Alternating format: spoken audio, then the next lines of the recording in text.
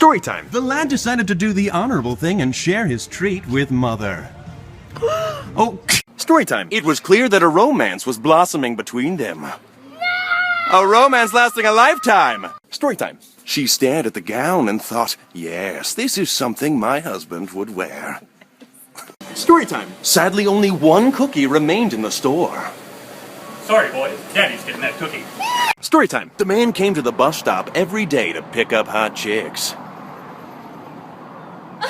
Story time. This was the moment the lad would propose to the girl. No. Story time. With that girl, he knew he was now ready to beat up that kid Jimmy at school for stealing his milk. Stupid Jimmy. Story time. The man's butt scratching was complete. Dude, what? It was delightful. True. What? Story time. At last, the two came together for a tender kiss. Oh. Story time. She had been waiting her whole life for someone to sweep her off her feet. Woo! And can you feel... Story time. The girl loved smelling her phone. It filled her with delight. She sniffed once more. Story time. The man knew exactly what to do to embarrass his son. Story time. She heard that a kick would release a free movie. She heard wrong. Story time. It became clear to them that one of them had let out a huge fart. Story time. The man was about to step on a snake! On a snake! But he missed it.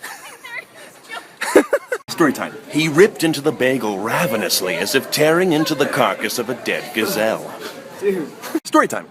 The girl offered him a flyer, but he refused, but she gravely insisted.